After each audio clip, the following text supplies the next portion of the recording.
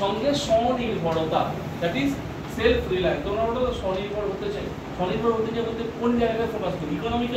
Economical development.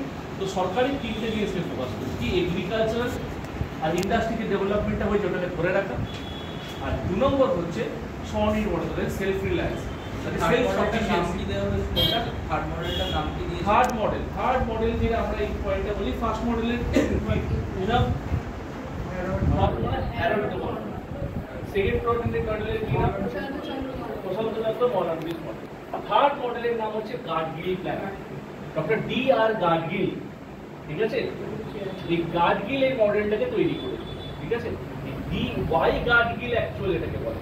D.Y. Gadgil যে model তৈরি করেছিল এই প্ল্যানটাকে কি বলা হয়? গাডগিল মডেল বা গাডগিল মডেল।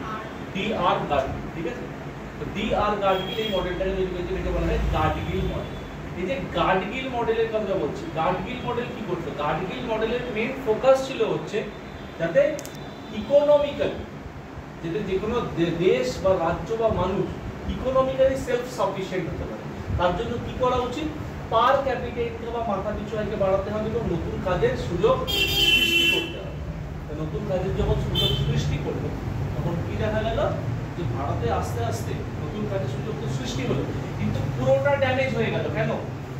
যুদ্ধ আর করার জন্য পুরো সিস্টেমটা, যুদ্ধ হয়ে গেলে সরকার ইকোনমিক্যাল ডেভেলপমেন্টের মধ্যে না ফোকাসটা অন্য দিকে চলে যাবে।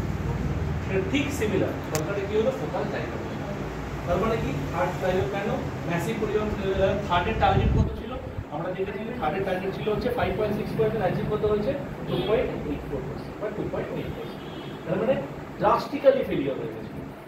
আমরা যদি বলি সেকেন্ডটা ফেলিওর 4.5% 4.27%, সেকেন্ডেরটা আমরা কিন্তু ফেলিওর বলছি, কিন্তু এই ফেলিওর আর এই ফেলিওরের মধ্যে